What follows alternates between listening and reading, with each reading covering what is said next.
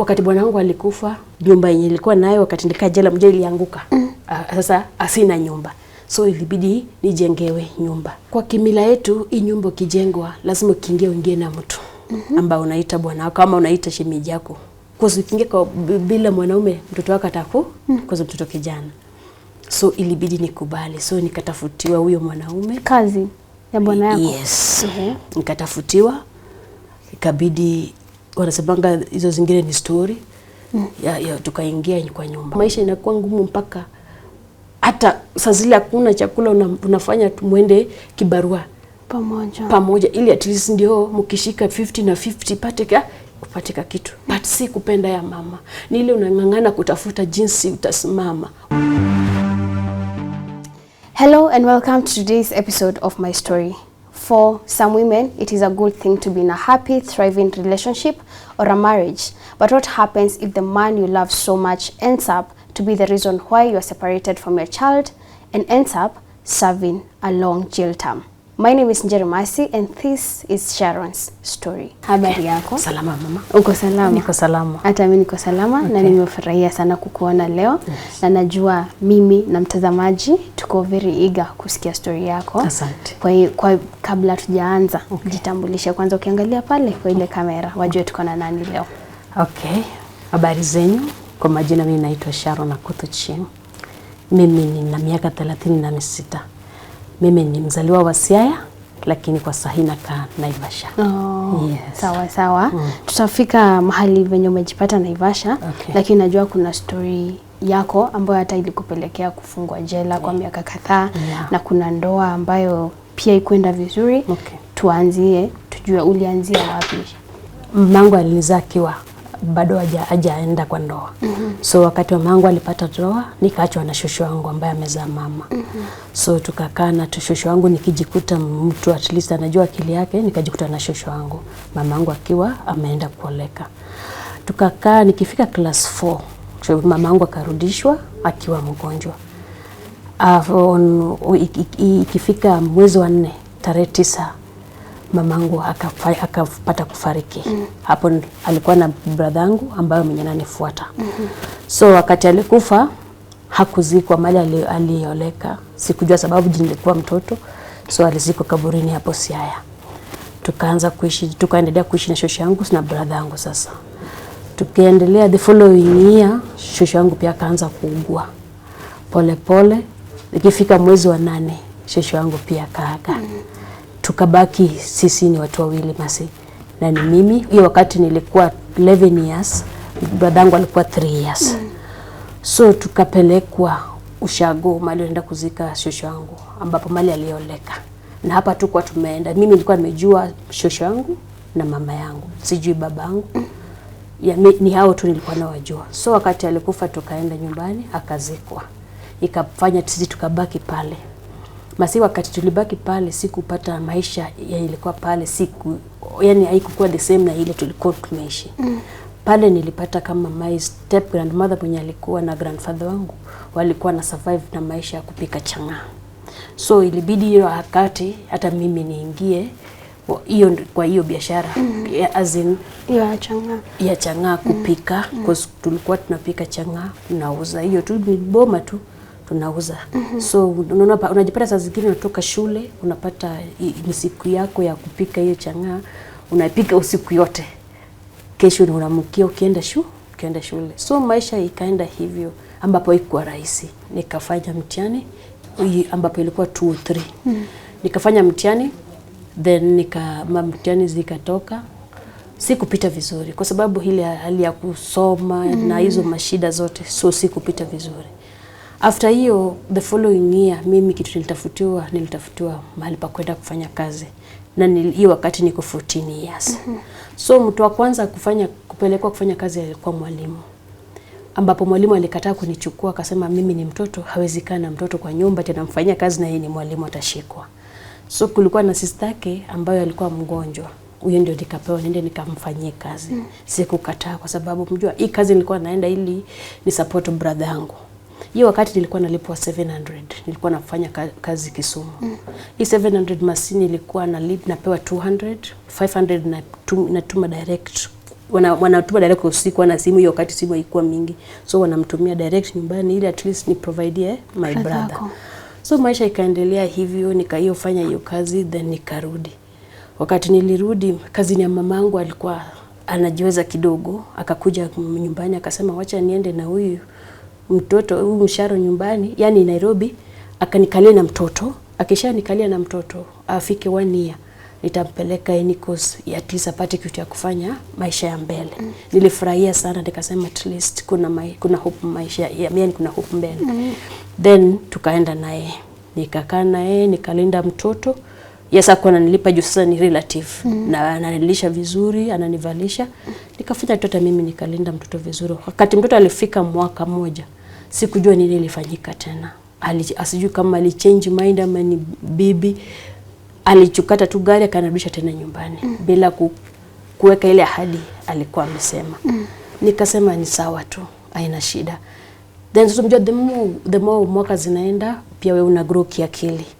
Wakati nilifika pale nyumbani nikaona hapana, hata nikikaa hapa hakuna kitu ya maana. Nikajirudisha Nairobi, nikatafuta kazi ya nyumba. Sasa nilikuwa nafanya kazi ya nyumba, by that time nilikuwa nalipwa 1500. Na make sure 1000 imeenda nyumbani juu ya brother yangu na 500 imefanya nini, imebaki. Kitu ilikuwa naniuma masi, hata nilikuwa nangangana na tuma hiyo, lakini ukirudi nyumbani unapata mtoto wenyu hayuko sawa. Unaona tu, unajua ile unaona mtoto hayuko sawa, manguo anatembea na zile zimeraruka, mguu zimefanya hizo majigas, unaona. Mpaka nilikuwa nashindwa nini inafanyika. So nikaendelea na maisha. So hiyo harakati nikakutana na kijana mmoja. Huyo kijana mmoja tukapendana, tukachumbiana. But ilikuwa 17-18 years hapo. So the more vile niliona ananipenda, alafu na ile maisha, situation ya maisha yangu, nikaona the best solution hapa ni ndoa. So nikaingia kwa ndoa ya mapema nikiwa na 18 years. Hii ndoa niliingia, at least nilikuwa nadhani hapo, ama nilikuwa najua hapo ndio mahali naenda kujiokoa. Huyo mwanamume alinipenda sana. Vizuri sana, tena aliniunderstand vizuri sana. Siwezi wekelea ama siwezi danganyana. Niliishi vizuri. So hiyo mwaka mtatu exactly, siku moja mimi nilikuwa napika mandazi, chapati kwa barabara. So kuna wakati siku moja nilitoka asubuhi kawaida na kuja biashara zangu. Then nikirudi kwa nyumba, kuna mahali nilifaa kwenda kuzika mtoto rafiki yangu, nikaenda. Kurudi jioni nilipata bwanangu hawezi ongea. Ni kama mtu amemmwagilia maji, yani ana sweat ile excess. Nikamuuliza ana umefanya nini? Hakuweza kunijibu. So nikapigia sister yake, akakuja akaharakisha, tukampeleka. Hiyo wakati nilikuwa naishi Busia. Tukampeleka Busia district. Hapo ndio madaktari wakafanya vitu zao, then akadimitiwa. Kesho yake niliona kivurutwa maji kwa mgongo. Then wakati yani hiyo maji ya mgongo sijui nini, then wakasema dawa itaku.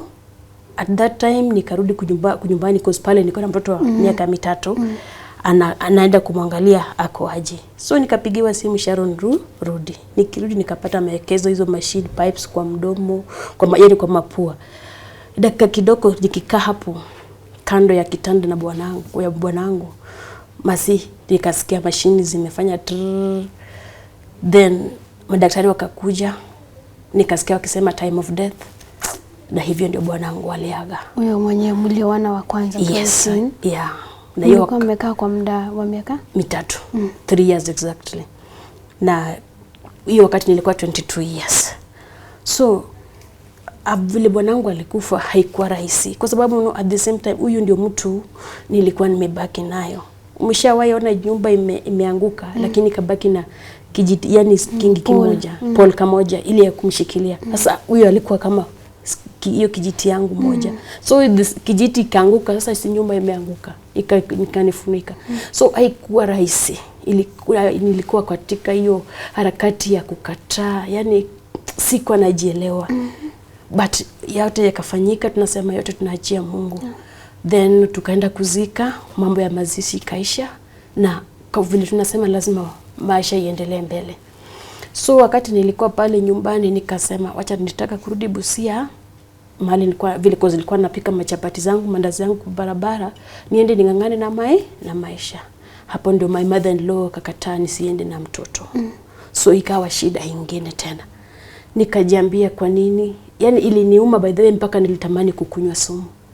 Juu hiyo kuacha mtoto akona miaka 3 na ni kwa lazima unamwacha kwa nini? Unajua sasa swali linaulizwa ni kwa nini nimefanya na mtoto ni wangu. So mimi huwa nafanya kitu, sifanyi kitu kama sijauliza. Nikapigia shosho yangu mwenye alinilea, nikamuuliza nikamwambia hivi na hivi nafanyika. Mwenye alikulea si aliaga ama sasa after kuaga sasa aliendelea kulea sasa ameendelea juu ya amelea mpaka nikakuwa mtu mkubwa hivi. Okay. So akaniambia Sharon, kitu naweza kuambia usinganganie mtoto. Juu sisi tunaamini mtoto aking'ang'aniwa anakufa. Ya mtoto mdogo sana akiwa kijana. Ukingangania ati huyu anamtaka tunaamini mtoto anaku. So akaniambia usiganganie mtoto. Heri ukue na mtoto akiwa hai badala kung'ang'ana na mtoto akufe. Weenda ufanye kazi lakini ujue kwa akili uko na mtoto. Na nikasikiza shauri ya shosho yangu na nikaenda kutafuta kazi. Hivi ndio nikaletoka mali nilioleka nikaenda kutafuta kazi. Basi hata nikienda kutafuta kazi kama mama sikuwa na roho ile rahisi. Nilikuwa na roho nzito. But kuna vitu huwa nafanya juu ya maisha vile imekuweka na vile surrounding imekuweka. So nikaenda nikafanya kazi, nikafanya fuwania. Wakati nilikuwa nafanya kazi mwenye boss wangu nikamwelezea. Mimi napenda nikifika mahali najieleza. So nikamwelezea niko na mtoto mdogo so at least utakuwa unanipea break wakati watoto wako wamefunga, shule zimefungwa, nikimbie na kukataa na alikubali. So nikafanya kazi fuwania. Then nikaenda Christmas kawaida. Roho ikakuwa ngumu nikasema hapana sitarudi tena kufanya kazi. Nataka kukaa na mtoto wangu nyumbani. Masi nilikaa like 4 months, 1, 2, 3, 4 months. Unaona wakati bwana wako amekufa kuna kitu ama kuna vile watu wanakuchukulia ama kuna vile watu wanakudharau. Wanaona hakuna mtu wa kukusimamia. Yani huna uzito. Unapata hata mtu mwenye kutusi anakutusi. Unapata mwenye mtu wako angesema kitu mbaya na anasema. So nikaona hiyo maisha hata ukisalimia bwana ya mtu unaona kama unataka kumchukua because at the same time mimi niko myang. So unaona hizo challenges nikaona inanilemea because nilikuwa nashinda nikilia wakati. Nikasema hapana hata kukaa hapa sioni kama itanisaidia, ni kama kujiua tu kunywa sumu. Then nikasema acha niende tena Nairobi but nisitafute kazi ya nyumba, nitafute kazi ya mali, nitafute vile nitaenda nirudi. Aim yangu ilikuwa nitafute nyumba, nikipata kazi nichukue mtoto wangu niishi naye. So nikaenda. Kwa sababu mimi nisoma mpaka class 8, kupata kazi pia sio rahisi. Obviously utapata tu hizi vibarua tu tudogo za kufua nini. Si kupata kazi but nilipata kazi ya club. Nilikuwa kwa One Spirit. Na sijawahi fanya kwa club. So lakini nilibidi juu sikuwa na mahali pa kulala. So nilienda pale mwenyewe alisema ukishamaliza kazi unaweza lala alafu kesho unafungua. So nikaona at least ni option mzuri. Nikaenda. Alikuwa anakulipa? Yes, alikuwa ananilipa 200 per day. So nikaona at least hapa ni pazuri. Nikaanza kufanya kazi. Though sikuwa nimejua kazi lakini kitu wanasemaga kitu ya kufanya unaona tu na unafanya. Nikaendelea na kufanya kazi. Sasa hapo ndio nilikutana tena na mwanaume mwingine. Tusidanganye. Maisha lazima iende. Kwa sababu hizi sema bwanangu alikufa at 22 years, at 23 utadanganya watu ati nilikaa tu. Hapana, tusiwezi danganyana. Tukaendelea. Nikapata kijana, tena tukajuana, tukaanza kupush. So hiyo harakati ya mapenzi siku moja nikasema sasa hiyo wakati nilikuwa nimeshatoka kulala pale, nimepanga nyumba yangu. Okay. Sasa nikatoka pale nikasema leo nataka kusurprise huyu kijana. Nikasema obvious club pubs wanafunga saa 6 saa 5. Nikasema acha nifunge niende kwake nisiende kwangu. So na ile furaha yangu naenda kusurprise, nikaenda nikafika kwa nyumba, nikabisha langu, wakanifungulia. Kufunguliwa masi kusurprise, mimi nilienda kusurprise, mimi nikasurpriseiwa. Nilipata kuna msichana anapika. So mimi nikaketi chini, nikajieleza mimi naitwa fulani na nilikuwa nimekuja kusalimia but ndani yangu unaona naumia. Hata kama ni wewe kawaida kuna vile utafeel. So kwa sababu mali nilikuwa naenda distance ilikuwa ya 10 bob shillings. Nikasema wacha nirudi tutaongea kesho. Then nikaenda, mimi nikafika kwa nyumba, nikamwandikia message, sikuwa nimejua uko na bibi. Kama uko na bibi, wacha hiyo maisha ifanye nini? Yani wacha hiyo relationship iishi na hivi. Pengine Sharon ndo mwenye anatazama elewe, ndo hii siku ndo uende kuangalia huo mchumba wako. Ulikuwa unaendanga siku zingine ama ni ilikuwa mara ya kwanza? Hapana, nilikuwa nimeshaenda siku ya kwanza, ya pili. Obviously siwezi enda mahali hujawahi. Ulikuwa ushaenda. Alikuwa ameshanipeleka kwake nikajua. Na ndio kama nilikuwa na hiyo ujasiri ya kufanya nini? Ya kwenda kumsurprise. So wakati nilimwandikia hivyo hakujibu, then mimi nikaona tu hiyo kitu imeisha mimi nikaendelea na maisha yangu basi. So siku moja nikasikia bisho kwa mlango. After 2 weeks nikapata ni yule mtu namjua. Kawaida mtu namjua huwezi ongea akisimama. Nikamkaribisha ndani ya nyumba. Nikamza umeamua kunitembelea leo na tena ni asubuhi kwa zilikuwa saa 2 nakumbuka vizuri. Akaniambia yes, nimekuja kukutembelea, niko na jambo moja. Mimi siwachwi vile unafikiria. Hizo ndio language alitumia. Mimi huwa siwachwi hivyo. Ndio sasa nikashtuka. Nini naendelea? Akaniambia uwezi niacha hivyo vile unafikiri.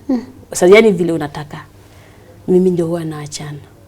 Na either wewe ama mimi, fanya nini mtu mmoja kufe ndio hiyo mtu, yani hiyo mambo ya kuachana ikue. Sasa hapo nikashtuka nikamuuliza kwani shida iko wapi? Wakati mimi nauliza shida iko wapi, jamaa aliamuka na kaanza kunizaba kofi. Nikimuuliza shida iko wapi, akanipiga tena kofi nyingine. Ukweli mjua sasa hata wewe pia binadamu unashindwa nini inaendelea. So nikaona kitu sasa ilinishtua, nikaona anafunga mlango na chapi. Nikasema kwani hapa akili yangu ikanigongea hapa mahali watu wanafunga mlango kuna shida hapa. Akanigonga ngumi. Na sasa hapo pia mimi nikaanza kuzuezi tu kama kikombo unapigwa na ujue unapigiwa nini. Hata binadamu lazima at least uanze kujidefend. Nikaanza hata pia mimi kujitetea. Ile harakati ya kungangana nikaona mtu ametoa kisu. Which means alikuwa amekuja nayo kama anajihami. Which means alikuwa na kisu. So wakati niliona hakuna kisu, akienda kunidunga hivi, hapo ndio nilishika mkono masi. Sijui nguvu ilitoka wapi. Na siwa sisemi nina nguvu ama siwa sijigambi. Lakini nilishtukia tu nimemshika hiyo mkono. Na nikangana nikamfungua mlango na mkono wangu wa left. Then nikamsukuma nje. Mimi nikatoka mbio. Kumbe hiyo wakati nilimsukuma, kisu ilifanya nini? Ilimdunga kwa shingo. Then akatoa hiyo kisu. Akaanza, mimi mjua nilikuwa nakimbia naenda kwa police station. Ili nishtaki kuna mtu amefanya nini? Anakuattack kwako. Ananiattack huko. Tayari pale juu kwa nilikuwa nimeishi 3rd floor. Pale nilikuwa ninaishi, tayari nilikuwa nimeshapiga kelele, watu wakasikia, tayari watu wako pale nje kwa gate. So mimi nikatoka mbio na watu wawili wakanifuata wakaniambia enda police station. Kulikuwa na police station karibu. Kumbe yeye akatufuata. Akienda kutoka kangu na hapo ndio I think maisha yake ilishia hapo. Juu mimi vile nilienda, vile alianguka nilienda na watu wengine. So vile wengine mmoja saa hii hapo watu wamejikusanya. Watu wakaona huyu mtu ule mama ameenda amemua. So naye wakadhani mimi natoroka, wakanifuata. So mimi nikifika police station watu wamekufuata. Wao wamenifuata. So wakasema huyu mama ameua, msichana ameua mtu. Unaona sasa sikutoka tena. Vile niliingia police station, hivyo ndio maisha yangu ilishia na raia. Then hao wasa polisi wakakuja, wakafanya hizo vitu zao. Wakasema wewe umeshaoa, unasema mtu amekuja kukushambulia. Nikamwambia hata mimi sijui kama amekufa. Mimi nilikuwa nakuja tu kushtaki na kujite. Nikamwambia tu ni hivyo tu, sasa mimi sina kitu kingine ya kusema, sina kitu ya kusema. Kawaida obvious nikashtakiwa na kesi ya mada. Na hapo ndio nilijipata nikiwa Lang'ata Women Prison. Yes. Ambapo ilikuwa mwaka wa 2014. Mwezi wa 11 nakumbuka vizuri. Hii time yenye umefika kwenda kwa police station umeenda kureport. Alafu unasikia multitude nyuma yako anasema huyu mama ameua, mama ameua. Nini ilikuwa ina go through your mind your time? Basi wakati nilisikia nimeua mtu, nililia sana. Na nilitafuta hata kitu ya kujichonga kwa hiyo police station. Kwa sababu nilisikia hata kukata hii mkono. Kwa sababu umejua nini Masi? Umejua umebadilisha jina, unaitwa muuaji. Umefanya mtu amekufa. Hata kama sikuwa na intention, the fact mtu amefanya nini? Amekufa. Aya, pale unaenda jela, utaitwa convict. Yaani wewe ni mjela. So wakati nilisikia nimeua mtu, nililia zaidi. Na nikasema I wish ni mimi ningekufa. Hata nakumbuka vizuri niliandikia rafiki yake. Wakati aliniuliza Sharon umefanya nini? Rafiki huyo kijana sasa. Nikamwambia I wish ni mimi ningekufa, ningefurahia sana. Kwa sikuwa na intention na sikuwa na nia yoyote. So siku feel vizuri. Iliniuma na bado mpaka wa saa hii nikifunga macho nifungue huwa inanisumbua. Kwa sababu huyo mtu hayuko. Na ni kwa sababu ya nani? Yako. Hata kama huko na intention. So si kitu hiyo rahisi. Senye watu senye wanachumbiana kuna kuanga na zile introductions. Sasa hivi pengine una introduce huo mtu mwenye mko kwa relationship, kwa marafiki, family. Uliwahi muintroduce kwa mtu yote mwenye alikuwa karibu na wewe? Hapana. Mjomba ile wakati pia nilikuwa lonely. I think nilikuwa lonely because ni after bwanangu kukufa. So nilikuwa tu hapo. Mjua saa zingine unakuanga lonely. So I think unatafuta kitu ya kuziba hiyo ama hiyo gap.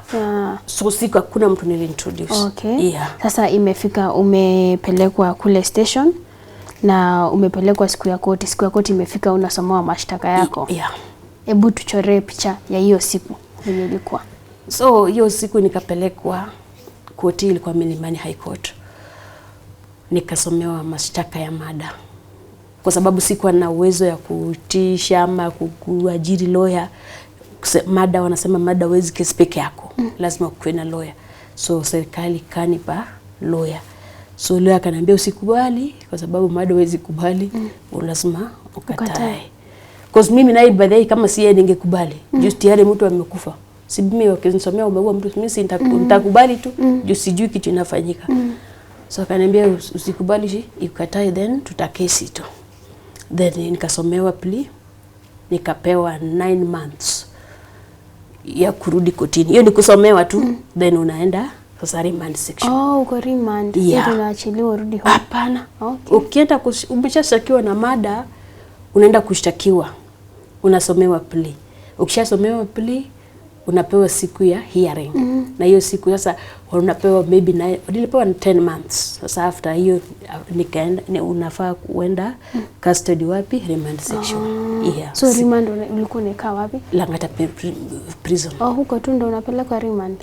Sasa ina depend kesi iko wapi. Sasa kama ni Nairobi si Langata ndio women prison. Na ukidunga huyu mtu kwa makosa mlikuwa wapi? Nilikuwa naishi Nairobi. And that is why kesi ilikuwa Milimani. And that is why ulikuwa unapelekwa remand Langata. Sasa mpaka hapo tuko sawa. Sasa after 10 months umerudi sasa tena. Nimerudi sasa, ile ni process ya kukesi. Lakini unajua mostly watu wanakaa remand section. Si ati saa zingine unajua sasa after 10 months umerudi kotini, unapata saa zingine hakuna witness. Saa zingine hakuna lawyer. Saa zingine umebadilishiwa koti. Sasa unaona tena hautafanya kesi. Tena utapewa another months. Ungoje kwa remand. Sasa ndio kwa maana watu wanakaa sana wapi? Remand section. Kwa kikesi hizo makesi zao. So nikaenda wakati wa hearing ya kwanza haikufanyika by the way. Nikarudishwa, witness hakukua. Nikarudishwa. Tena nikagongwa another 7 months. Tena hivyo nikarudi, nakumbuka nikabadilishiwa koti. Tena nikagongwa another 6 months. So unaona maisha siku zinaenda hivyo na kuna kitu inaendelea. So wakati niliendelea hivyo, so wakati ilifika mwisho state council waliniambia kesi yako inashuka nini? Manslaughter. Kwa sababu vitu wameangalia ma evidence ama vile walienda kwa nyumba investigation yao. Kwa hiyo kesi inafaa kwa nini? Kuua bila kushuhudia. So ndio nikauliza lawyer wangu kuua bila kushuhudia, sasa nitasema nini nikisomewa? Akaniambia hiyo ukisomewa unakubali. Also ikakosa ikatoka murder to manslaughter. Ikashuka kwa manslaughter. Okay. Yeah, kwa sababu hata siku siwezi sema nilikesi na mtu tulisimama. Hakuna wakati witness hayuko. Evidence siwezi sema evidence maybe haikuwa manini. But walisema ni vile siwezi ongea English wakati walisema tu kulingana na situation ilikuwa kwa nyumba na vitu zilianguka nini ni kama self defense. Ilika kulikuwa na vurugu.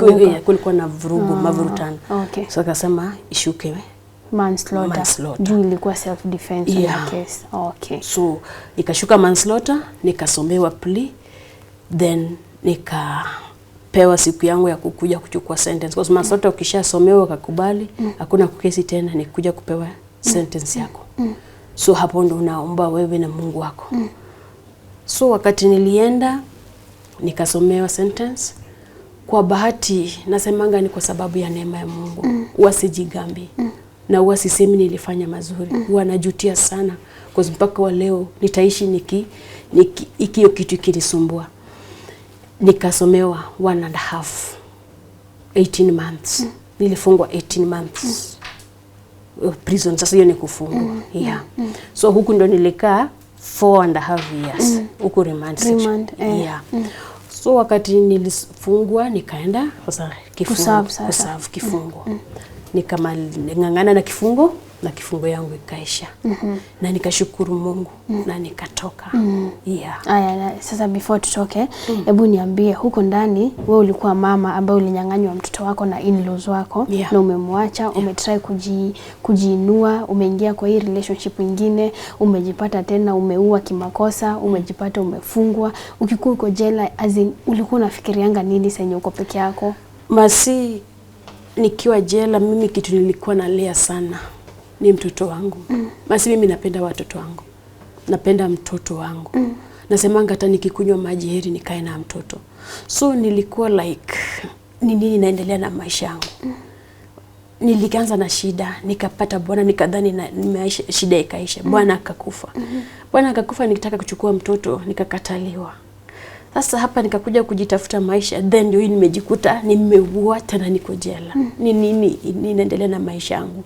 By then nikaanza kujichukia, nikaanza kusema hata mimi sio kitu. Mimi sio mtu na sifai. So nilikuwa nalia zaidi. But wakati nilikuwa nalia huwa nasema Mungu haitu Mungu natabaki kuwa Mungu. Hiyo wakati nikaota hii verse ya Philippians 4:6 about inikonga Philippians ama Ephesians ambayo inasemanga do not be anxious about anything but in everything with prayer and petition with thanksgiving. Hiyo vile niliota hiyo ndio nikafungua hii Biblia. Hiyo verse nilinipea amani na nikaacha kulia mtoto wangu. Kwa sababu kulikuwa na verse nyingine pia inasema kile umeweka dhamana sana si ya Mungu ni shetani. Akili kaniambia Sharon, huyu mtoto nashinda nikilia kila wakati, sinampea shetani. Wacha nimwachilie ningangane na maisha hapa, then Mungu anajua.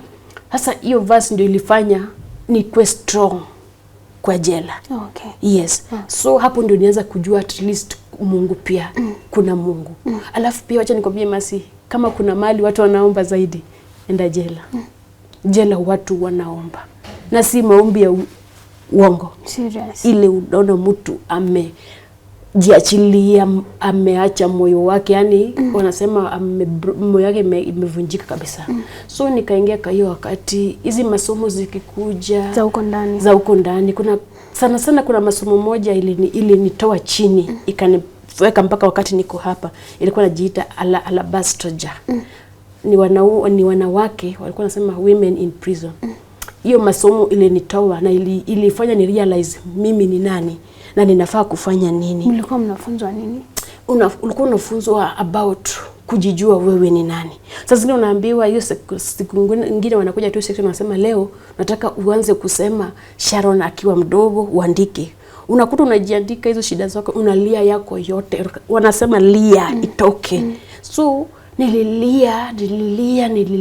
Then kuna wakati walisema kuna section ilikuwa nasema forgiving, si ati una forgive wale yani forgiving ama kusamehea si kubenefit wale unawasamehea, lina benefit wewe mwenyewe. Na hapo nikajifunza okay, nafaa kujiforgive mimi mwenyewe. Sasa hapo ndo nilianza kujiforgive.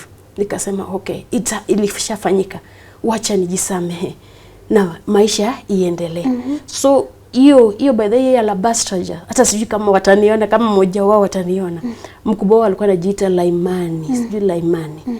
Ile nitoa mbali na ikanifanya nijue mimi ni nani. Then kuna mahali pia walikuwa nasema usibebe dunia yote na kila kitu, wachilia kuwa wewe mwenyewe.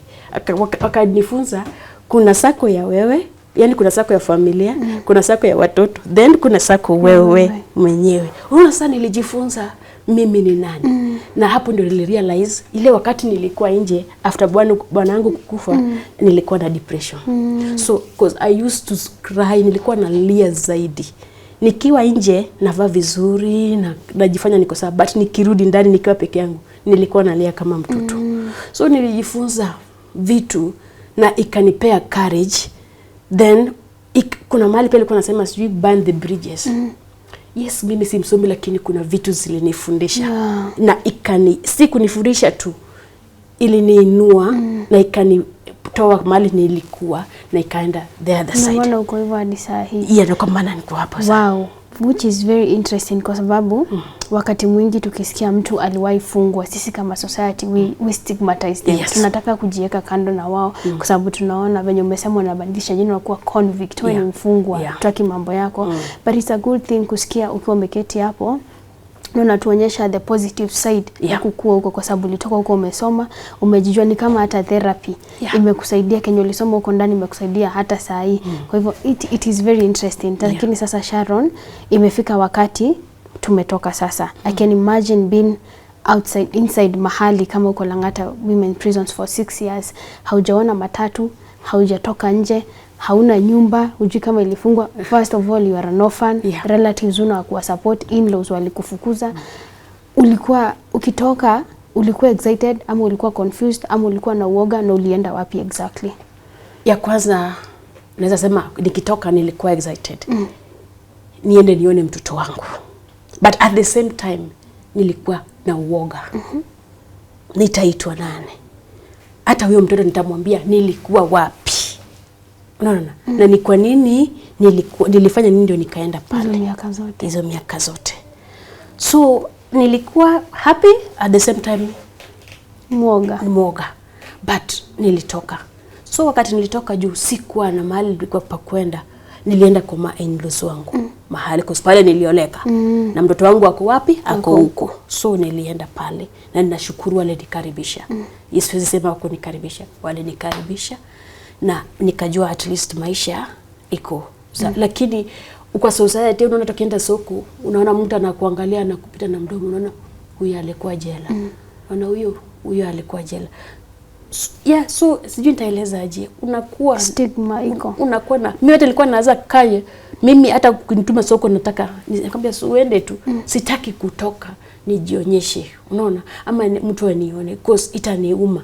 Alafu tena pia wanasemanga kuna kitabu nilikuwa nasoma nikiwa jela, wanasema beyond, inajiita beyond prison. Walikuwa wanasema pale saa zile umetoka jela unafaa kuwa very careful kwa sababu unaweza jikuta tena umejirudia pale. Utajirudia pale haji. Utasikia mtu amekuita huyo mjela. Kwa sababu shetani naye akuachangi, ako tu hapo nyuma yako. Anataka kujua unachukuaje. Unaona hapo utajikuta maybe umejibu mtu vibaya. Na ukijibu mtu vibaya ule pia ujui ni mtu aina gani. Unaona tena vita irudie tena. Alafu hakuna kitu mbaya kama kitu kibaya kinajirudia. Watasema huyu amezoea hata kama sikutaka. Kwa sababu unaona unajaribu kuzuia vitu kama hizo. So nilikuwa naweza kama mwezi mmoja sijatoka nje. Nakaa tu hivyo. So wakati nilitoka nisiende sana. Sisi Wajaluo kuna wakati bwana wangu alikufa, nyumba yenye nilikuwa nayo wakati nilikaa jela mmoja ilianguka. Sasa asina nyumba. So ilibidi nijengewe nyumba ambapo mashemeji wangu wale nijengea. Wanashukuru sana. Hata wakigochi nasema ni asante kwa hayo. wakanijengea nyumba. So kwa kimila yetu hii nyumba kijengwa lazima uingie na mtu ambao unaita bwana kama unaita shemeji yako. Siji kama utanipata. Acha tuelewe. Nyumba yako yenye ulijenga na bwana wako ilianguka. Ukajengewa na mashemeji. Yeah. Kwa mila na desturi za Kijaluo ndio uingie kwa hii nyumba mpya mpaka uingie na mwanaume mwingine. Ambaye specifically anafaa kuwa shemeji ama anafaa kuwa shemeji, lakini ndugu ya bwana yako. Si ati mwenye mama amezaa moja ama baba, yani wa kama cousins. Sasa tuko rada. So lazima ifaa ikue hivyo. So mimi sikutaka kitu kama hiyo kwa sababu unaona bado niko na ile trauma. Alafu mjua ni mwanaume alifanya niende jela. So nikikumbuka mambo ya mwanaume tena nilikuwa nasema hapana. So hii nyumba ilikaa almost 1 year kama sijaingia. So wakati ilikuwa inakaa hapo nikaenda kuuliza. Mjua mimi napenda kuuliza kitu. Nikauliza sister brother grandfather yangu. Nikaenda kwake nikakaa naye nikamuuliza shosho ina hii inakuaje? Akanieleza mjukuu wa brother yangu. So sitakuficha. Uwezi ingia kwa hiyo nyumba kama yani bila mwanaume. Kwa sababu ukiingia bila mwanaume mtoto wako ataku kwa sababu mtoto kijana. So ilibidi nikubali. So nikatafutiwa huyo mwanaume. Kazi ya bwana yako? Yes. Nikatafutiwa. Ikabidi wanasemanga hizo zingine ni story. Ya tukaingia kwa nyumba. Then kidogo. Niko curious. Najua hata mtu anatazama mwenye si Mjaluo anaweza taka kujua. Hii wakati tutaingia na huyu mwanaume kwa nyumba, tutaingia mara moja ama itakuwa mtindo tutakuwa tunaingia na yeye? Nikisema kuingia, kuna siku zinafaa kuhesabu, siku 3, siku 4. After I think the 3 days 4 days. Then after that ni yeye mwenyewe sasa ni depend na nyinyi wawili. So nikisikia simtaki tena sasa anaweza kosa kukujanga. Sasa itadepend nyinyi wawili. Sasa yeye mwenyewe atakuwa mtu wako serious anataka kusaidia kwa sababu hata Biblia inakubali, kuna mahali Biblia inasema mtu akikufa bwana yake akifa akiwa mchanga na kubaliwa kuridhiwa. Na huyo mridhi anafaa kuwa ana take care, ana take place mahali brother yake angefanya nini? Angetunza. Angetunza. So ina depend na mtu akiwa mtu mzuri aendeleze maisha yako na hiyo watoto wako. So hivyo ndio maisha nikakuja kushika mimba tena. Ya huyo. Nilikuwa na kijana mmoja so nikashika mimba. Ya huyo mtoto yangu mdogo. Nikaendelea na maisha wakati nilikuwa na mimba. Hiyo mimba ni ya yule mwanaume mlingia naye kwa ile nyumba? Yes. Okay. So wakati kuzaa ilifika nikaenda hospitali nikaambiwa naenda CS. Siwezi jifungua normal. Hiyo harakati sikuwa hata shilingi. Unajua maisha ya ushago, maisha ya kuhangaika, yani ni maisha tu ya kupata ya utafute tu leo kule ya kesho Mungu anajua. Sikuwa hata shilingi. So wakaona harakati ya kushinda kutafuta pesa deposit wakanifanyia operation. So mimi ndani yangu nilikuwa najua baba mtoto atafanya nini? Atakuja aniokoe. Hata baba mtoto hakukanyaga hospitali. Hata kuangalia umezaa ng'ombe ama umezaa mbuzi. Hakukuja. Na si ati ni mbali. Hakutaka atakujua. So nikasema hata huyo akifanya nini akiniacha still niko kwa ile boma au atafanya nini? Hawataniacha. But I was wrong. Hapo ndo nilijua kumbe mtu akitoka jela anakuanga na hiyo stigma. Unajua sikuwa nimejua, ilikuwa imeficha. But hii kuzaa mtoto kwangu ndio nilijua kuna vile nilikuwa nimewekwa. Unapata atajisaidia yeye mwenyewe, atajipanga. Kwa sababu mimi nilikuwa nasema ni Mungu alinitoa jela. I think si mbaya kusema Mungu amenitoa jela. Kwa sababu kwa nini nilikuwa nashindilia hapo? Kwa sababu niliona watu wako pale jela. Kuna watu wako na pesa, kuna maprofessors, lakini unapata mtu anatumia pesa yake lakini bado hako pale. Naye mimi nilitoka hata bila shilingi sikutoa. Mbona nisiite jina la Mungu? So hiyo kuita jina la Mungu ni kama iliwakwaza. Kwa sababu nilisikia language nyingine wakasema si alikuwa anasema Mungu ndiye alimtoa jela, wacha Mungu amsaidie. So nikasema hii kutoka jela sikuwa nimekaribishwa na roho, nilikaribishwa na mdomo. Hapa sasa ndio nilirealize mimi ni nani. Sasa wakati nilikuwa hospitali nilikuwa nalia tu nikamwambia Mungu. Nilirudi tu kwa magoti yangu pale tu. Nikamwambia Mungu, wewe ni yule tu Mungu the same. wewe ndio ulinitoa jela, naomba unitoe mahali hapa. Na zaidi ya yote naomba tu uniendeleshe tu, sijui vile nitajitoa hapa. Sasa maisha ikaendelea hivyo. Nilikuwa hospitalini. Wakati nilikuwa hospitalini, wakati nilikuwa naenda church. Kuna mama mmoja alikuwa wa church wetu, but alikuwa karibu na hospitali. Nikampigia nikamwambia akakuja. Akanipea mtoto wake wa class 8, akae na mimi juu mtu wa CS hawezi juu, hata mimi sipewa hata mtu, sikuwa na mtu hata akunisaidia. Ati kunirumia nisaidie kuosha, I think unanielewa kile nasema. Akatoa mtoto wake akanisaidia hizo siku zote nilikuwa kwa hospitali. So wakati kuna siku moja madaktari walikuwa wanatembea, wakaniita. Wakaniambia, Sharon, uko na fare ya kwenda home? Nikamwambia ndio, hata kama sikuwa nayo. Because mtu akikuuliza uko na fare ya kwenda home unasema huna. Nilisema niko nayo. Juu nilijua hata kama kutoka hapa ndio shida, naweza tembea na mguu niende nyumbani. Wakati waliniambia akasema basi kama uko na fare tutataka uende home upeleke mtoto nyumbani asishike magonjwa zingine hapa kwa hospitali. So nikaita huyo mama nikamwambia, mama fulani Mungu amenifanyia, nimekubaliwa kutoka. Kwa mama akakuja akanisaidia kupack, akanipeleka kwake, akanipikia chakula. Then bwana wake alikuwa mtu wa Ndudhi. Akaita bwana wake. Juu hatakuwa na pesa ya kupanda hata gari. Juu mimi wa CS na hata sikuwa nimetolewa uzi. Tukapanda tu pikipiki na huyo mama mpaka nyumbani.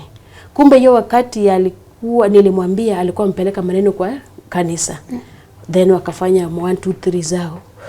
Akabaki na 1300. So 1300 akaniambia watu wachache wamesema nikifika na wewe nyumbani at least tuanze nayo maisha. Sasa hapo ndio tulianza maisha. Na ukurudi kwa wale in-laws?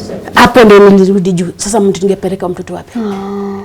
Hakuna mahali ningeenda, ni hapo nilirudi. Lakini mjua masi kuna vile mahali unaishingo, unasema unaishi si ati unaishi unapendwa, lakini unaishi juu hauna otherwise. Yeah. So nikaanza kuangana na maisha. Masi nakumbuka vizuri 4 months nimefanywa operation. Sina kitu ya kukula, niko tu hapa ile kuhangaika. Nikaanza kupiga kibarua, naenda kulima juu ili nipate hata chakula. 4 months na kidonda ya CS? Yes, sasa nitafanya nini? Enyewe. Nitafanya nini? Na niko na mtoto. Na mimi mwenyewe hata mimi nafaa kukula. Kuna tu vile vitu zingine hata siwezi sema, unaona? So ikabidi tu ujitume. Unajua hii dunia wanasemanga mtoto yatima unakubali kila kitu. So unajituma tu, bora tupate vile maisha inaweza. Asubuhi ikifika, usiku ifika, unasema asante Mungu. So nilikuwa na rafiki yangu mwingine wakati alikuwa jela, alitoka mbele yangu. So wakati alitoka akaniachia namba yake. So wakati nilikuwa nimekwama sana, nimelala njaa na mtoto, namwambia, "Wewe usinisaidie hata na 50 bob nipate vile nitafanya. Nisaidie hata na 100." So na nikimuitisha alikuwa ananipea. So siku moja akaniambia, Sharon, na wewe unashinda ukiomba, na si utoke huko. Kosa unakaa huko na usaidiki. Si utoke huko. Hata kama ulitoka jela kuna maisha ingine tena. Nikamwambia naweza taka kutoka, lakini nitaenda wapi? Na nitaingia kwa nikamwambia kuja utaingia kwangu. Nikamwambia sina fare. Ukweli yeye ndiye alinitumia fare. Na nikapanda gari na hivi ndio nilijikuta Naivasha. Na hivyo ndio ulihama ushago? Yes. Na mtoto wako wa pili? Mtoto wa pili. Ule wa kwanza bado walikata naye? Hata kama wangekubali singemchukua juu naenda naye wapi? Sasa ina make sense. Okay. Naenda naye wapi? Hata kama mjua, wacha nikwambie, kuna vitu watu wanafanyanga hii dunia. Hata ukiona mama anafanya kitu si kupenda kwake. Mama anaweza acha mtoto wake ile situation imemlazimisha amwache. Ile aenda tafute, akipata the way forward amrudie. Hana intention mbaya.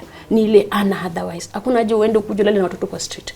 Na kuna mali anaweza lala. Okay, Sharon. Yeah. Najua sahi story yako ni mzito sana na una try kujibuild. Yeah. So unaweza taka sahi kuna mtu anakutazama na pengine ndo ametoka jela ama wako na mtu ametoka jela. Yeah. Sahi wewe unajikipa aje kuendelea hata senye unakumbuka vitu umepitia, unajitiaje nguvu na unafanya kazi gani sahi? Pengine unaweza tuambia imekuwaje ngumu kupata kazi, imekuwaje ngumu kujistiri wewe na watoto wako na So wakati mama aliniweka hapa, nilikuwa kwake, nikaanza vibarua, akanisha kuna mashamba, kuuza vitunguu, unaweza fanya kazi. Nikamwambia mimi naweza fanya. So nikaanza kufanya kazi. Kwa sababu kwa mtu huwezi kama milele. Because after 2 weeks akaniambia Sharon, sasa utabidi ujipange kwa nyumba yako. Sasa tunaona maisha nikashindwa nitaanza wapi. So nikaanza kufanya kazi kibarua, nikapata pesa ya 2000, nikatafuta nyumba ya 1500 unaona ili ya kujiekelea tu. So ni hiyo harakati ya maisha mimi kitu nafanyanga ni vibarua. Nikipata kufua, hata wewe ukipata kifua uniite. Kama kuna kazi ya shamba niite. Saa zingine unapata kibarua mmoja siku ya kila siku. Unaenda, unakosa. Masi naweza kukuambia kuna siku nilienda nikakosa kazi, sina kitu ya kukula, mtoto ndio analia.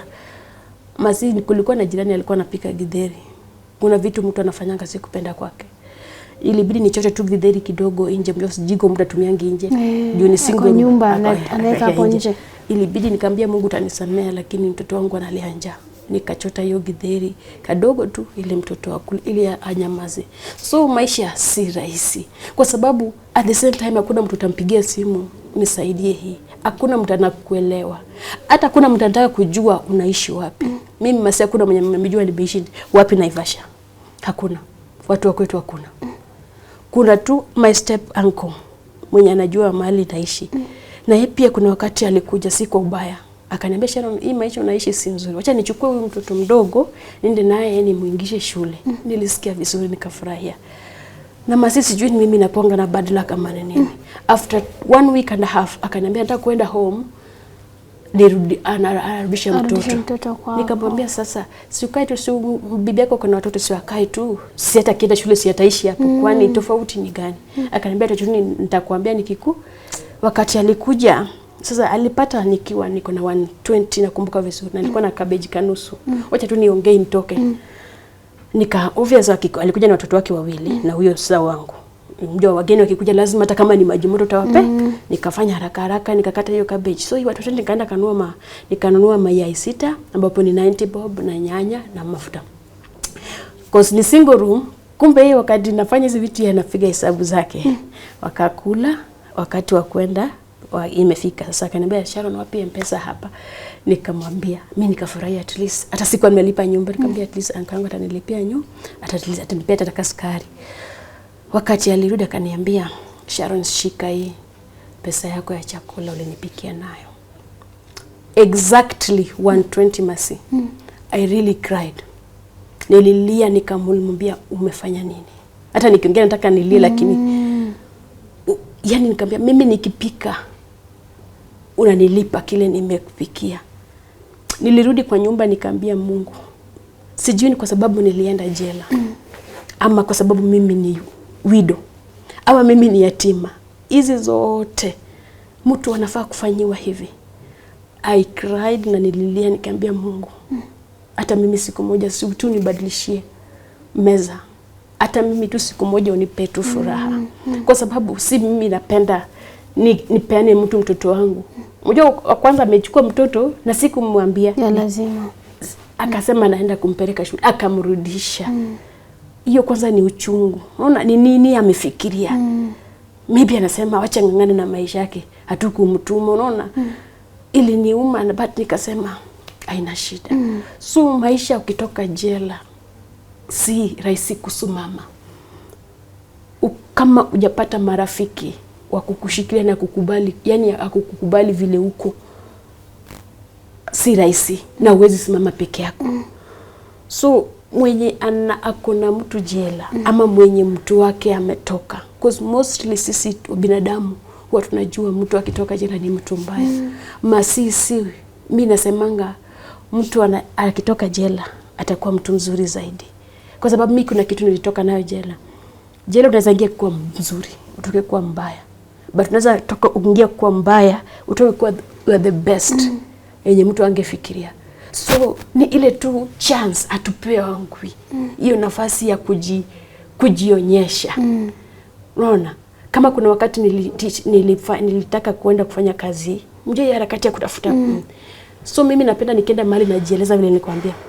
Nikamwambia mimi nikaona nikipena ID yangu inaweza julikana.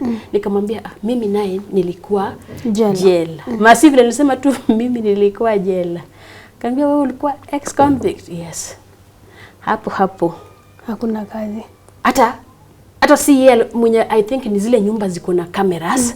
So mwenye alikuwa ananihoji si mwenye nyumba. Mwenye nyumba alikuwa kazi. So ananiona kwa kamera. Anasikiza. Akaambia huyo mama mpe pesa arudi. Nilipewa 1000 na nikarudi. Maseni nililia kwa gari. Unajiuliza ni nini? Mbona asinipe nafasi aone kama hii ujela anasema iko ndani. Hata sisi si wabaya. Hata tunafaa kupewa nafasi. Hata kazi mtu asiogope kuajiri mtu ameenda jela kazi. Bora amerekebika. Kwanza pale ni kurekebika na haki. Na cause mostly wenye wako jela sio guilty. Wako innocent. Ni maybe saa zingine mtu kujidefend inamshinda. Maybe ni mtu anashindwa ataeleza nini. Cause saa zingine unashikwa na makosa hata ujui imeanza. Sasa unashindwa utaeleza nini? Utafungwa tu. So tunafaa kupewa hiyo nafasi kwa community. So mtu yoyote, hata mtu wako akienda jela ama relative wako, usimchukulie vibaya, usimfikirie vibaya.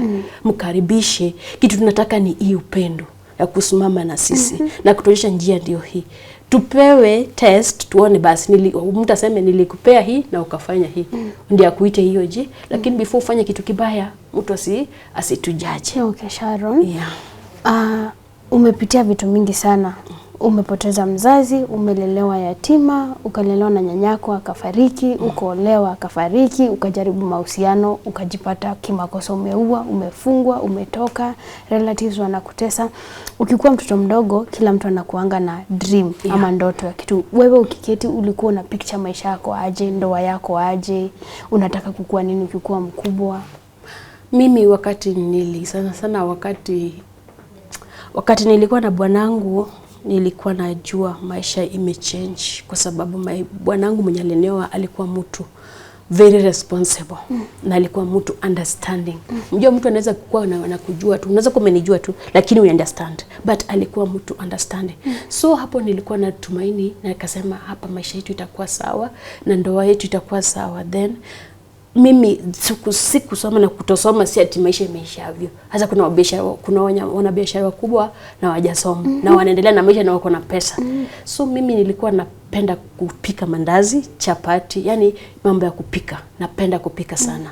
So nilikuwa naona for the time, wakati nakuja siku moja nilikuwa na dream at least kuwa na hoteli. Because umejua pia nilikuwa na experience hiyo wakati nilikuwa nafanya kazi kwa nyumba. Sikuwa nafanya kwa hizo nyumba tudogo, nilikuwa nafanya kwa nyumba kubwa. So nilikuwa napika hizo unapika burger, unatengeneza burger, unapika hizo nini vitu kwa oven. So nilikuwa na experience ya kupika. Sasa machapati. So nilikuwa natamani at least nikuwe na ka hoteli. Hiyo ndio ilikuwa maono yangu. Hiyo ndio ilikuwa ndoto yako. Ilikuwa ndoto yangu. Mpaka wa leo hiyo ndio ndoto yangu. At least na uishi na mtoto wangu. Masi mimi kitu kinaniumiza zaidi ni mtoto. Niko na kijana wangu mwenye bwanangu tulizaa naye sasa yako 16 years, anaelekea 17 years. Amefanya grade 9. Sasa nashindwa mtoto nitaanza naye wapi? Nitafanya aje ili aingie shule? Kwa sababu maisha inakuwa ngumu mpaka hata saa zile hakuna chakula unafanya muende kibarua pamoja ili at least ndio mkishika 50 na 50 upatika kitu. But si kupenda ya mama. Ni ile unangangana kutafuta jinsi utasimama. Yaani unajitafuta kama mama. Wanasema mama hata kama analia, hata kama ako na shida, bado atabaki tu mama. Sasa hiyo ndio mimi sasa. Nangangana vile naweza. Kitu yenye naomba isinifike nifanye ni kujiuza na sijawahi fikiria. Na nisiende kuiba. Na nisiende kufanya kile kitu itanirudisha pale jela. So ndio hiyo kitu najaribu kuavoid na na avoid mpaka wa leo. Mimi hata nilale njaa sitatamani kitu ya mtu. Usiponipea ni hivyo. Heri nilale njaa na watoto. Lakini nisibe kwa sababu nikiiba nitarudi pale na sitaki kurudi jela. Wewe kama mzazi ukionanga mtoto, unajua saa vijana wa rika yake sasa wako kwa games, PS, michezo, wakati unaona unaenda kazi na mtoto wako kama mtu mzima, unasikianga aje na ni ndoto gani uko nayo juu ya maisha ya mtoto wako? Mama, mtoto wangu kwanza ni mtoto mwerevu. Kwa sababu ukisikia kama jana nilikuwa namuuliza na wewe sasa ukifanya mtihani ulikuwa unachagua nini? Kwa mama, mimi nilichaguliwa pure science na vitu vingine sielewi. Mimi nataka kuwa daktari, lakini ningetamani kazi at least inaweza fanya masomo inaweza soma haraka, nipate kazi, nikusaidie mama. Juu ile mateso unapitia imetosha. So unaona saa zile mnaenda hata kuna hizi viatu zilitokanga zinaitwa Air Force. Mama, siku moja tu Mungu akitupea pesa natamani hizi viatu, kaambia one day itafanyika tu. Hatujui ni lini, lakini kuna siku tu. Hata kama utavaa hizi, kuna zingine itakuja ikuwa moto kushinda hizi. Kitu nzuri, mimi niko na watoto wenye hawana tamaa. I think wameiga tabia zangu. So huwa wanatosheka na kile wako nacho. Si kitu mzazi asikiangi vitu, yani asikii raha. Mtoto wake kama anaitisha kitu anashindwa, ama anataka kufanya kitu, ama hizo PS hata hizo atajui, kimuuliza atajui, anazionanga wapi? Hazijui. So, lakini najua ndani yake kuna vitu anatamani, lakini anasema nini? Ataambia nani? Kwa sababu anaona mama pia ni ule watu. Hata kama hiyo wakati alikuwa anamfanya mtihani, kuna hii kitabu, kuna kitu ananiambia mama, ninatakana na inaitije sijui logbook sijui. Logbook. Kufanya. Ile ilishinda, nikamwambia ni pesa ngapi? Ni 450. Nikamwambia hata nashindwa tafanyaje. Mjua pia nikishasema sina, anatumia kila sema acha niombe mtu aliomba by the way. Si bora tu niingie nayo kwa exam ya maths then nirudishe. So unaona sikutaka kwangu. Natamani sana na mtoto wangu anatamani asome aende zaidi. Lakini sana nashindwa tutaanzaje. Nitafanya nini? Najaribu kama mama. Ningepata tu wa kunishikilia tu. At least mimi hata mtu asinitumie pesa. Aniambia tu Sharon nitafuta shule. Atumiange pesa shule. I will appreciate. Na at least nipate kabiashara. Kwa sababu niko na huyu mdogo na maisha pia lazima iendelee. Nipate tu vile naweza jiinua na upendo. Na nipate mtu at least aniongeleshe. Masi mimi naweza zima hata simu siku 3 hakuna mtu utapata amekupigia. Hakuna ya ukweli. Hakuna mtu atakupigia. So unajiulizanga, unajua unajiuliza ni mbona mimi sipigwangu simu. Yaani kuna mtu anashindwa anauliza Sharon uko aje ama mtoto wako aje. Yaani mimi nasemanga niko tu na Mungu. Nimebaki tu na Mungu. Sasa hiyo ndio maisha. Okay Sharon, pengine ukiangalia ile kamera unaweza waambia watu wa Tuko family ni watu najua huwa wana come through for people, na hata usishtuke mtoto atasoma na utajisimamisha, si ndio? Hata wenye unaenda kuomba kazi wakisikia ni ex convict wanakunyima kazi, siku moja utajipata pia wewe ndio unaajiri watu, kwa sababu dreams do come true. Na sisi tuliumbwa uteseke. After giza nyingi kuna kuwa na mwangaza at the end of the day. Kwa hivyo venye umekuwa ukijihold, unakuwa strong for your kids, waelewe situation, kwa sababu unaona kuna mtoto pengine angeelewa kwa nini mimi sibaiwi logbook na ajifanya hata atenda mtihani. But inaonekana you've been a good mom mpaka mtoto wako umewafunza kutosheka. Sengine wana think outside box, mama afford nitafanya nini. Kwa hivyo you are doing a good job as a man. Na pia uko outside life kitu itajipa tu eventually. Mtoto wangu mdogo ndio ananibamba sana. Anambia mama, siku moja Mungu akipea pesa mingi sana unulia chips na kuku. Nikamuuliza hiyo nayo uliona wapi? Si mimi naonanga watoto mimi nikibeba mboga nikienda shule wengine wanabebanga chips. Mama, mbona wewe uendagi kuchukua hiyo chips uniliwekee kwa tin? Nikamwambia Mungu atatupea pesa mingi. So ananipea moyo akisema mama, siku ile Mungu atakupea pesa mingi, anajua Mungu atapea pesa mingi. Atanunuliwa chips na kuku. Eventually it happen. Ndio. So hiyo ndio inanipeanga niendelee na ningangane maisha, kwa sababu maisha haitaishi hapa. Absolutely. Na tunajua kwa sababu kwenda jela ilifanya nijue Biblia 1, 2, 3 na nilijua Mungu. Jeremia 29:11 nasema I have a good plans. So mimi huwa naishi kwa hiyo hope. Kwa sababu anasema Mungu anasema ile plans ako naye kwa ajili yangu ni to give me future and hope. Sasa hiyo natajuanga kuna siku. Na kuna mali pia nasema kwa Psalms nitasema najua na Kijaluo nitaona mazuri yake katika hii dunia ya the living. Sitakufa ndio nione mazuri. Haya mazuri. Sasa hiyo ndio napeanga. In the land of the living. Okay. Wow, amen. Ukiangalia hii kamera unaweza waambia watakupata aje na exactly ni usaidizi gani wenye unahitaji? Mimi Kile naomba tu, sina mengi ya kusema kwa sababu kuna mtu akona shilingi yake pale, kuna mwingine akona manguo zake pale, kuna mwingine akona hoteli anasema Sharon, unasikia umejua kupika na naweza kukuajiri, kwa sababu sisi watu wote wana tujaje. Kuna wale wako na moyo. So mimi unaweza nipata, namba yangu ni 0741 179 800 0741 179 800. Masikito sana sana my aim ni kijana wangu mkubwa vile ataingia shule. Masiku ingia shule ni gharama. Vile ataingia tu shule na huyo tu anyone mtu Mungu atamuguza. Atake tu sema Sharon, tafuta shule. Mimi hata sinitumie pesa ya shule. Lipa direct. Nitasikia uzito imenitokea. Kwa sababu naamini huyu akisoma, najua huyu mdogo atasoma. Kwa sababu hatujui maisha ya kesho. Kweli. Kesho naweza kosa kukua.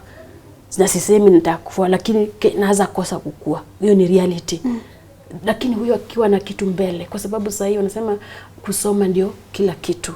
Akisoma kuwe na kitu, huyu atashikilia mwingine mkuu. So ndio kwa maana nalia sana huyu mkubwa. Okay. Yeah. Sawa sawa, natumai kuwa hakutakosa mmoja wawili wenye wataguswa na Mungu na usaidizi utakuja, na ukija tunakuombea mazuri kabisa. Sisi kama watu wa Tuko, najua si vizuri tuketi tu hapa alafu tumalize uendelee na maisha bado ya kuhangaika. Sisi tunaomba na tunaamini utaketi hapo na maisha yako ikuwe same, yatabadilika eventually na uendelee kujipatia nguvu hivyo unajipatia sini. Asante sana. Umesikiaje kushare story na sisi? Nimesikia relief. At least unajua mpaka na hold tu machozi vile sitaki kulia jela sana. So najaribu kuhold hiyo machozi. But nimesikia kuna kitu imenitoka kwa sababu nimeishare na at least kuna mtu atasikiza, anipigie simu, hata sio pesa ataniambia Sharon, lakini nimesikia na kwa umeshindaje. At least sometimes huwa nasema tu hata mtu tu kunipigia simu anaweza uko aje. Unajua kuulizwa uko aje ina maana. Kweli. Wewe unakanga tu kama miti iko hapo. Hakuna mwenye nakujulia hali. Maybe ulienda kitambo hakuna. Mbona unashindwa? So mimi nashukuru sana Masi na nashukuru sana kwa sababu sisemi mimi sikukujua. Lakini ni Mungu ametukutanisha.